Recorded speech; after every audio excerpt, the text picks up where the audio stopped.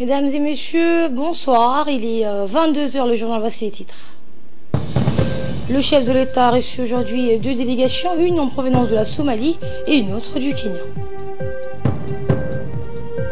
Et le président soudanais est arrivé à Damas, la capitale syrienne, pour une visite de travail officielle, devenant ainsi le premier dirigeant arabe à visiter la Syrie depuis le début de la crise en 2011. Bonsoir et merci de nous accueillir chez vous.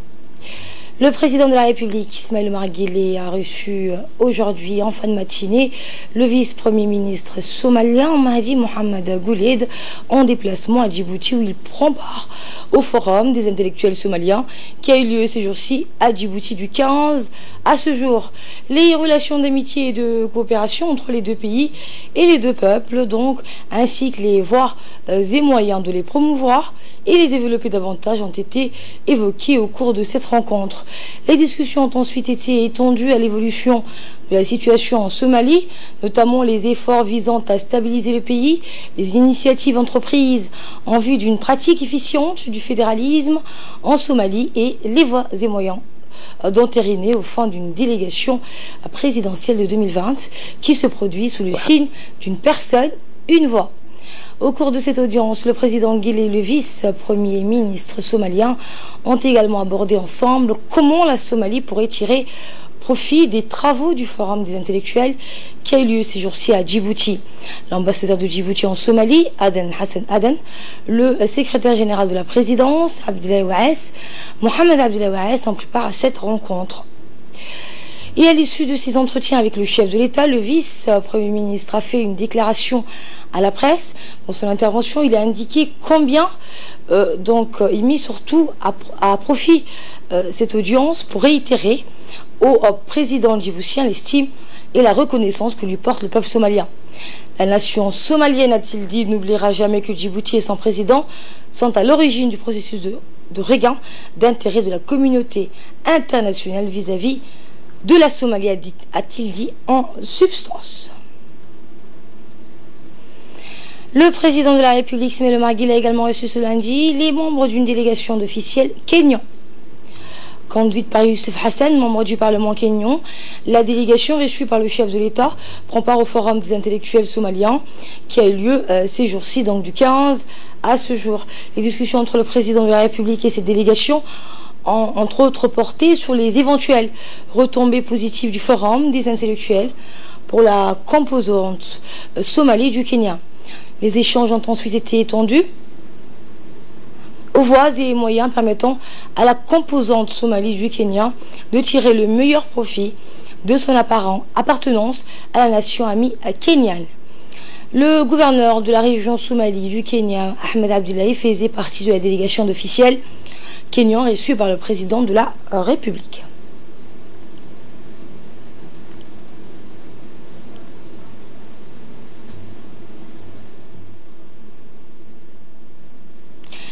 Et dans une interview que nous a accordée le chef de la délégation kenyane, il a indiqué que le président Guelleh n'a jamais eu de cesse de nous fournir des conseils avisés et intelligents. Il reste toujours d'avis, a-t-il dit, que la promotion de notre statut au Kenya dépendra de notre degré d'implication, de cohésion et de solidarité avec les autres composantes nationales du Kenya. Le chef de la délégation kenyane, Youssouf Hassan, a indiqué que cette rencontre permet de rehausser les liens d'amitié et de fraternité existants entre les deux pays frères et les deux peuples. M. Youssouf a souligné que le Forum des intellectuels de la Corne d'Afrique vise à hâter l'intégration régionale et à tisser des liens de plus en plus solides entre peuples partageant de nombreuses valeurs communes et en les mêmes origines. Et c'est sous l'égide du président de la République, Ismaïl Omar Guelleh, que les travaux du Forum des intellectuels somalis se sont achevés aujourd'hui en fin de matinée au Palais du Peuple. De nombreuses personnalités somaliennes provenant des pays de la région Somalie, Éthiopie, Kenya, Somaliland, Puntland et Djibouti ont pris part à ces assises de 3 jours qui se sont déroulées donc aujourd'hui dans la salle, qui sont clôturées aujourd'hui dans la salle de conférence du Palais du Peuple. À son arrivée à l'esplanade du Palais du Peuple, le président de la République a été accueilli par le président de la Cour internationale de la justice, le vice-ministre somalien, le président du Héritage Institute et son directeur général, et de notre ambassadeur en Somalie, ainsi que de plusieurs autres personnalités participant à cette conférence. Et à cette occasion, donc pour la clôture de ce forum, la salle des conférences du Palais du Peuple a affiché complet. Et pour cause, les intellectuels somalis les plus écoutés, les plus respectés se sont retrouvés autour du chef de l'État pour clôturer ces assises. Ce forum organisé conjointement par l'Institut Héritage de Mogadiscio et l'Institut des études politiques et stratégiques du CERD. Les participants ont ainsi échangé durant 3 jours des idées sur la thématique, capitaliser sur les opportunités et atténuer les risques pour les Somaliens de la région. La cérémonie de clôture du forum a été marquée par les interventions de nombreuses personnalités, dont des figures les plus emblématiques des intellectuels somalis issus de la diaspora et des pays de la région, comme la Somalie, l'Éthiopie, je vous le disais, le Kenya, le Somaliland, le Puntland et Djibouti. La pléiade donc d'intellectuels ont pour ces nombreux travaux exprimé leur gratitude et leurs entières reconnaissances pour les plus hautes autorités de l'État, à commencer par Ismaël Marguelé, qui s'est fait un point d'honneur à accueillir à Djibouti cette grande conférence. Voici d'ailleurs le discours que le président de la République a prononcé à cette occasion. Bismillahirrahmanirrahim. Alhamdulillah, wassalatu wassalamu ala rasulillah. Mesdames et messieurs, je vous souhaite encore une fois la bienvenue dans votre pays. Je sais que vous êtes venus de plusieurs horizons pour assister à la 50e conférence des Somalis Héritage, pour discuter et débattre de nombreuses questions intenses héritage. Je sais que vos débats ont surgi de nombreux éclairages dans tous les domaines politiques, économiques et sécuritaires. La Corne de l'Afrique est une région assez importante de par son trafic, puisqu'elle relie différents continents. Il nous appartient de veiller à la stabilité de cette région. On sait notamment les problèmes qu'ont causés les pirates de mer dans la région. D'autre part, les Somaliens sont voisins avec de nombreux autres peuples de la région, avec lesquels ils cohabitent. En ce moment où la région connaît de nombreuses mutations, ceux-ci doivent les analyser et doivent étudier comment les accompagner. Ils doivent en prendre ce qui est positif et pour contrer ce qui présente un risque pour eux. Les pays de la région ont un outil qui s'appelle l'IGAD, qui est chargé d'harmoniser les politiques des pays de la région. En citant par exemple l'Éthiopie et la République de Djibouti ont accompli des grands pas dans ce qu'on appelle l'intégration économique qui mérite d'être prise pour exemple. Mesdames et messieurs, je souhaite bon retour à ceux d'entre vous qui retourneront et bon retour à ceux qui séjournent et à celles qui séjourneront parmi nous. Assalamu alaikum wa rahmatullah.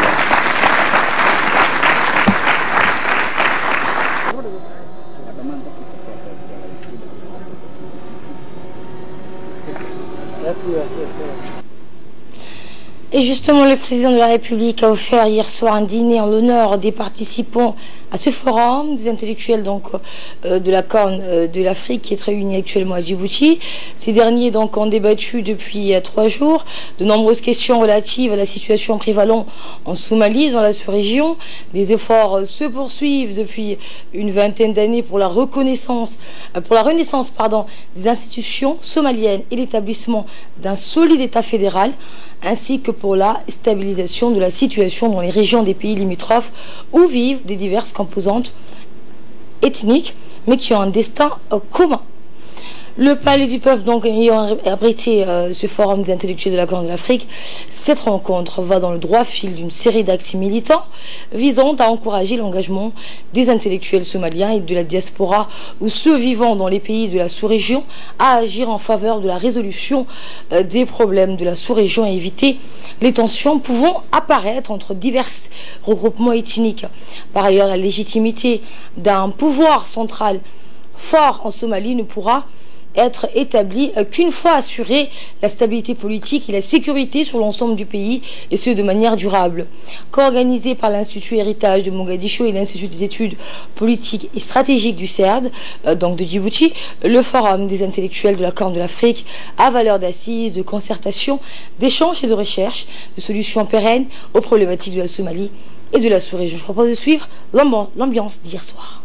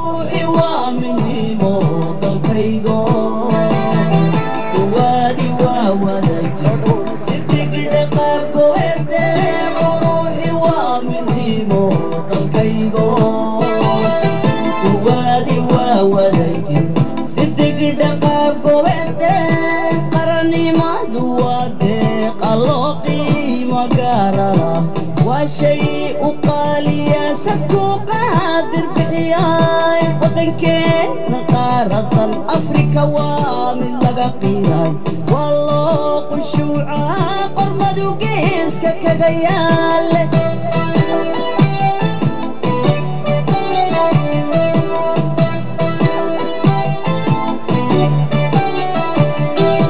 qarannimadu waa deeqa loo qiimo gaarala waa shay u qaaliya sadku qaadir bixiyay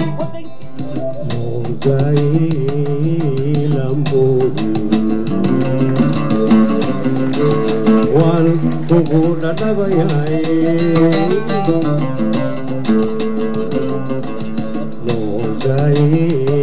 loogayilamboyi wan kugu dhadhabayay aragtaynu kulana rukuilawari aragtaynu kulana rukuilawari dhimasho iyo nolol baan weli kala dhaxjooga dhimasho iyo nolol baan weli kala dhaxjooga ankiyaati marisaba kudhiiday talaadii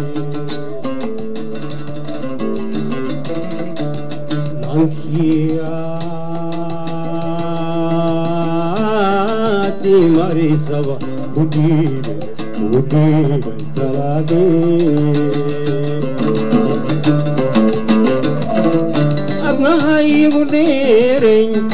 adnahaygu dheeray gatadani isooday an dambaynu xaajada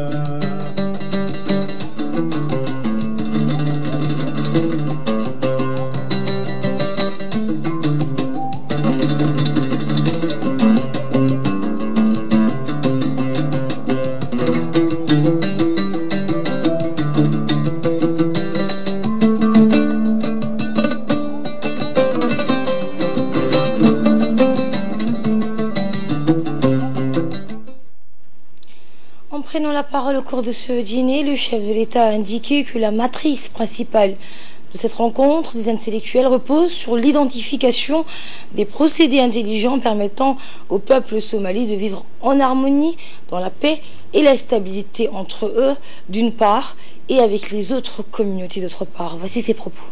Bismillahirrahmanirrahim, alhamdulillah, salatu wassalamu ala rasulillah. Mesdames et messieurs, je vous souhaite bienvenue dans votre pays pour la deuxième année consécutive. Vous venez de participer à la rencontre des intellectuels somaliens qui se tient en cette période à Djibouti. Et vous avez dû pour cela abandonner vos occupations personnelles. Nous, en tant que Djiboutiens, nous sommes ravis d'accueillir votre rencontre et ravis d'y participer directement ou de façon indirecte. Vous êtes venus pour débattre aujourd'hui et réfléchir aux problèmes qui affectent la région. Le thème de cette année est d'étudier comment vivent aujourd'hui les Somaliens de la Corne et cohabitent-ils avec les autres communautés de la Corne. C'est un grand thème qui est d'actualité. Nous sommes confiants que vos débats vont se dégager des conclusions éclairées. En fait, c'est du débat, de la confrontation des idées que surgit la vérité. La situation réelle qui est à partir de ce moment applicable à toute politique économique, culturelle ou autre. Ces réflexions permettent d'autre part d'établir un diagnostic viable sur nos peuples au lieu de non conformer à des diagnostics établis par nos colonisateurs. Vous êtes en tant qu'intellectuels ceux ou celles qui peuvent renverser la tendance et ce cliché du colonisateur. Le président Guelleh a ajouté qu'en offrant à l'élite somalienne une plateforme de discussion, la République de Djibouti apporte une fois de plus la preuve de sa détermination à fournir un soutien multiforme à la nation sœur somalienne. Réécoutons le chef de l'État. Le besoin de solidifier nos objectifs est plus que fondamental pour chacun de nous tous. Nous souhaitons vivement qu'un consensus puisse émerger de ces assises et que nous puissions nous rencontrer l'année si le Tout-Puissant le veut, et que vous devez continuer à matérialiser toutes les choses qui sont nées de ces réflexions. Lorsque nous prêtons attention aux autres groupes de réflexion, il y a ceux qui, pour le bien de tous, que toute personne apporte sa part sans connaître la connaissance. C'est là, passe avant toute chose, il incombe à chaque personne d'y contribuer. Ceux qui sont les artisans du sens commun influencent les écrivains et les intellectuels. Je ne sommes pas arrivés là, mais il est impératif de faire un éveil de conscience afin que d'œuvrer pour le bien commun. La connaissance et le savoir sont les armes de compétitivité dans le monde aujourd'hui, et nos peuples ne sont pas conscients de la guerre des idées. Et la seule manière de combattre cette guerre est d'être unis, qui peuvent se défendre mentalement. Il est notre responsabilité de venir en aide aux nôtres à trouver leurs repères dans leur pays, mais aussi là où ils se trouvent. Également dans l'actualité, le Premier ministre Abdelkader Kamel Mohamed a reçu hier dans le salon d'honneur de la primature la visite d'adieu de son Excellence Abdelaziz Ibn Abdallah Al Daoud, ambassadeur du Royaume d'Arabie Saoudite à Djibouti. La rencontre a eu lieu en présence du secrétaire général de la primature et le conseiller technique du Premier ministre. Abdelkader Kamel Mohamed a exprimé aux diplomates saoudiens en fin de mission le témoignage de son estime et d'une amitié à la hauteur de la fraternité arabe qui lie les peuples saoudiens et djiboutiens. Le Premier ministre s'est félicité, a félicité le diplomate et lui a remis une distinction. Il a donc décoré l'ambassadeur de la médaille d'officier dans l'ordre national du 27 juin. Dans l'actualité également, le président de l'Assemblée nationale a effectué aujourd'hui une visite à la base chinoise de Doralé. Cette visite officielle intervient suite à l'invitation de l'ambassadeur de la République populaire de Chine et des officiers supérieurs de l'armée chinoise. Ce fut également l'occasion pour lui de raffermir les relations qui lient les deux pays et les deux peuples. À son arrivée à la base chinoise, Mohamed Ali Ahmed a été accueilli par l'ambassadeur de la République populaire de Chine, les officiers supérieurs de l'armée de terre et ceux des forces navales stationnées à Djibouti. Un piquet d'honneur militaire a été réservé au président de l'Assemblée nationale. Il était accompagné dans ce déplacement des membres du groupe d'amitié sino-djiboutienne présidé par le député Hassan Omar Mohamed, la vice-présidente Nouria Waberi Houfani, Ahadi Ahmed Berkale, le député Jelmaki Moussare et président de la commission des finances, ainsi que le conseiller politique du président Elmi Moussa Hassan et le directeur du cabinet Idriss Mohamed Ahmed, le président de l'Assemblée nationale. Et sa délégation a visité les différents départements et principaux bâtiments de la base. Et à l'issue de la visite, le président de l'Assemblée et le responsable de l'armée ont échangé des cadeaux avant de partager un copieux repas offert en l'honneur de la délégation.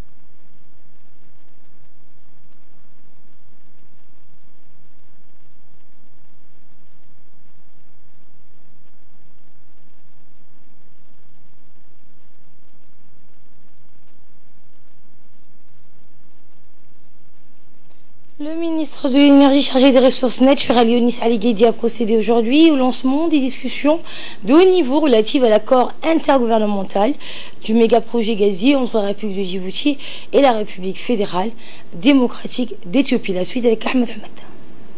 Délégation de la République fédérale démocratique d'Éthiopie composée de 5 membres est conduite par le docteur Samuel Urkato, ministre des Mines, de l'Énergie et du Gaz naturel. Le ministre d'État en charge du pétrole, docteur Kwan Toutlam, a également pris part à cette entrevue bilatérale. Côté djiboutien, le ministre des Affaires étrangères et de la coopération internationale, Mahmoud Ali Youssouf, a participé à cette réunion de travail décisif. La rencontre de ce jour s'inscrit dans le cadre de la finalisation du traité djibouto-éthiopien qui régira la mise en place du gazoduc transfrontalier censé transporter le gaz naturel depuis les champs de gaz dans la région Somalie d'Éthiopie vers le littoral djiboutien. Les deux parties ont discuté de manière ouverte, constructive et fraternelle. Elles ont pu parvenir à un consensus sur l'essentiel des sujets traités. Le ministre a félicité le travail fourni de deux côtés et que ce travail accompli permettra de programmer l'accord de la signature. La finalisation de cet accord intergouvernemental constituera le jalon déterminant dans la réalisation et la concrétisation du méga-projet gazier. Le ministre a rappelé que ce projet sera réalisé par les deux gouvernements djiboutien et éthiopien ainsi que par la société chinoise PolyGCL dans un court terme. Entamer la négociation sur les accords intergouvernementaux sur les méga-projets gaziers dans Djibouti et l'Éthiopie plus l'investisseur chinois PolyGCL vont réaliser les projets dans un court terme. Nous avons essayé de discuter de long en large des différents points sur les accords intergouvernementaux. Vous savez très bien que nous avions déjà entériné la phase commerciale du projet et en mai dernier nous avons signé les contrats commerciaux avec la société PolyGCL et aujourd'hui nous espérons finaliser les contrats et signer les accords intergouvernementaux. Le projet gazier, dont l'investissement est estimé à plus de 4 milliards de dollars, est porté par la société chinoise PolyGCL qui a prévu de construire un gazoduc depuis l'Ogaden en Éthiopie vers Demerdjoug à Djibouti. Une usine de liquéfaction devra être mise en place à Demerdjoug pour liquéfier le gaz naturel arrivant à Djibouti avant d'être exporté vers le marché international. Autre réunion, cette fois pour discuter du contenu d'une étude sur les enfants de rue à Djibouti. Ahmed Hamad nous en dit en plus. L'objectif de cette étude est de livrer un diagnostic sur les conditions de vie des enfants en situation de rue à Djibouti-Ville et d'émettre des recommandations pour mettre en œuvre un plan d'action visant à les protéger et à améliorer leur bien-être ainsi que leur qualité de vie. L'enquête quantitative a eu pour objectif de dénombrer les ESDR, de connaître leurs caractéristiques et d'identifier leurs problèmes et besoins prioritaires sur la base de leurs déclarations. Elle a été menée uniquement dans l'agglomération urbaine de Djibouti, qui regroupe la majorité des ESDR du pays. La population couverte était l'ensemble des enfants de 0 à 17 ans identifiés comme vivant en situation de rue. L'idée donc c'était de faire un diagnostic de cette problématique pour ensuite en faire des recommandations et des plans d'action qui allaient donc servir la stratégie nationale pour la protection de l'enfance. Au cours de la cérémonie d'ouverture de l'atelier de validation, le ministre de l'Intérieur, Hassan Omar Mohamed Burhan, après avoir remercié l'Union européenne pour le financement de cette étude, a insisté sur la nécessité d'identifier tous les enfants en situation de rue à Djibouti afin de mieux les protéger. Je pense qu'on doit aller vite parce qu'en qualité de ministre de l'Intérieur, je sais que ces enfants souffrent beaucoup. Se passe des choses parfois hors de l'humanité. Beaucoup de gens ne savent pas cette réalité. Moi qui sais cette réalité, ça me fait très mal. Et je pense qu'ensemble, on pourrait apporter le minimum de protection à ces enfants. Et la ministre de la Femme et de la Famille, Moumine Ahmed Hassan, a quant à elle réaffirmé la volonté du gouvernement djiboutien à prendre à bras le corps le phénomène. Il est important de rappeler que dans la région de la Corne de l'Afrique, seul Djibouti est un pays avec un solde migratoire positif de presque 6%. Tous ses voisins ont un solde migratoire négatif parfois important. Ce flux vient grossir jour après jour le nombre des enfants de la rue.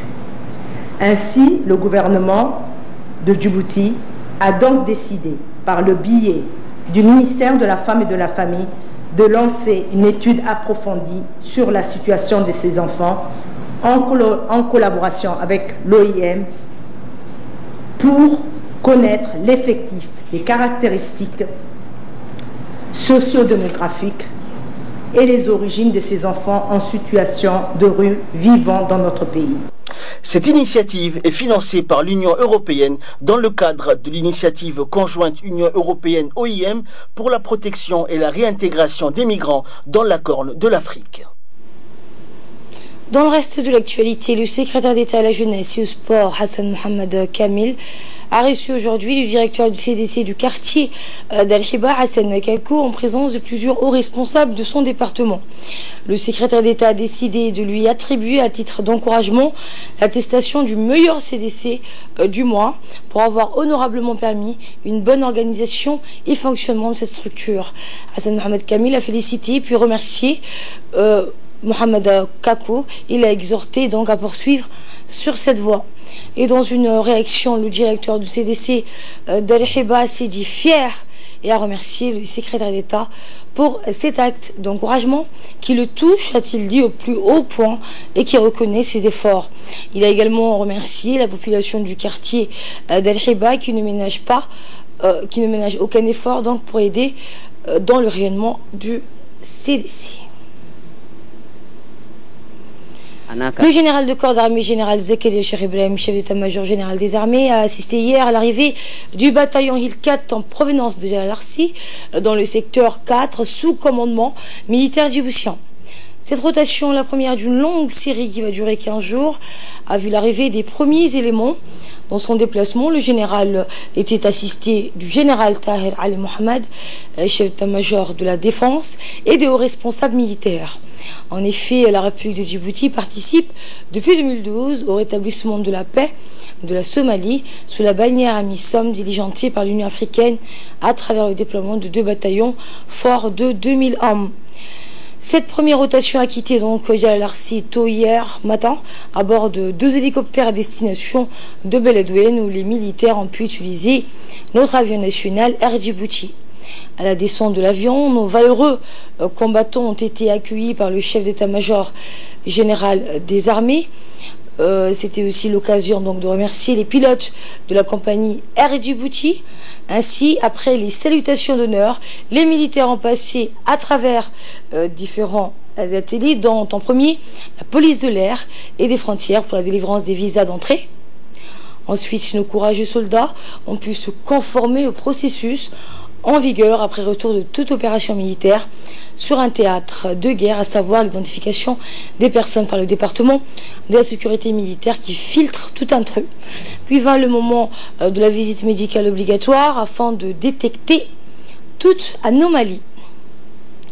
Et enfin, vous le voyez, donc les soldats ont pu partager un repas autour donc d'une table avec le général de corps d'armée, général Zakaria Cheikh Ibrahim, chef d'état-major général des armées.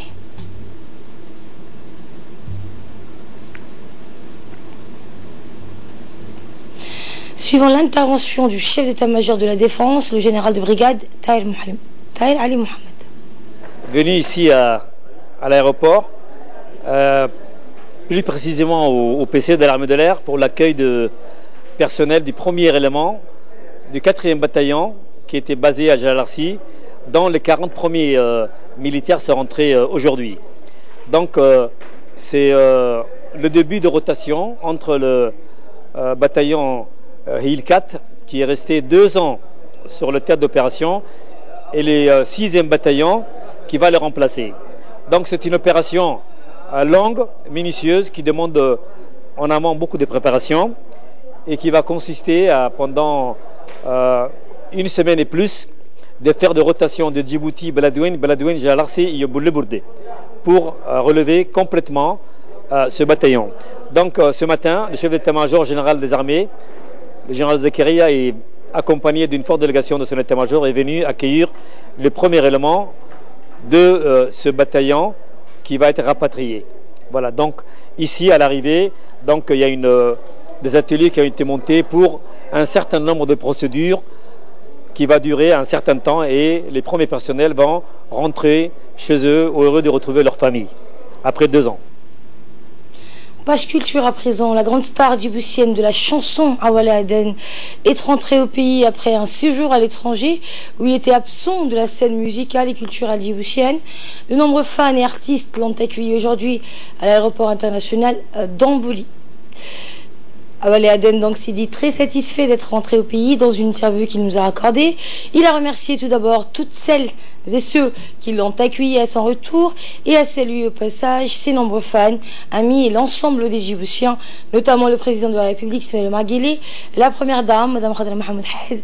Awale Aden a ajouté qu'il contribuera à apporter sa pierre à l'édifice culturel djiboutien au travers de la chanson djiboutienne et s'est dit prêt à contribuer au rayonnement de son pays. Une délégation de journalistes djiboutiens a participé aujourd'hui à Riyad à une conférence, à une rencontre organisée dans le cadre de la mise en œuvre des résolutions de la Ligue des États arabes. Les activités consacrées à la célébration de Riyad en tant que capitale des médias arabes pour l'année 2018-2019 ont débuté aujourd'hui dans la capitale saoudienne. Cette rencontre a vu la participation des ministres arabes de l'information, des représentants d'organismes dépendants de la Ligue arabe et des figures de médias arabes. Une délégation de journalistes djiboutiens donc participe aux célébrations organisées par le Royaume d'Arabie Saoudite pour choisir Riyad comme capitale des médias arabes. La République de Djibouti est représentée par des journalistes de la radio-télévision de Djibouti ainsi que des journaux nationaux, en particulier La Nation et Al-Qarn.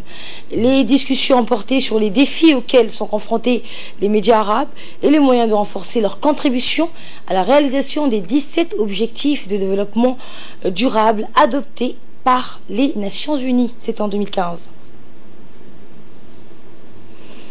Et de là, nous passons aux nouvelles à travers le monde. Le président soudanais Omar Hassan al-Bashir, je vous le disais en titre, est arrivé à Damas, la capitale syrienne, pour une visite de travail officielle, devenant le premier dirigeant arabe à visiter la Syrie depuis le début de la crise en 2011. Le président soudanais a été accueilli à l'aéroport international de Damas par son homologue syrien Bachar al-Assad. Au cours de leur réunion, les deux dirigeants ont convenu que les crises dans de nombreux pays arabes nécessitait de nouvelles approches fondées sur le respect de la souveraineté et la non-ingérence dans leurs affaires internes. M. Bachir a souhaité une reprise rapide à la Syrie. En Hongrie, pour la 4e journée de mobilisation, les manifestants se sont réunis sur place des Héros à Budapest. Des milliers de Hongrois ont manifesté à Budapest contre une nouvelle loi sur le travail et contre le gouvernement du Premier ministre nationaliste qu'ils considèrent de plus en plus autoritaire. La manifestation baptisée Joyeux Noël, Monsieur le Premier ministre, par les organisateurs, était la 4e mobilisation en une semaine contre le gouvernement.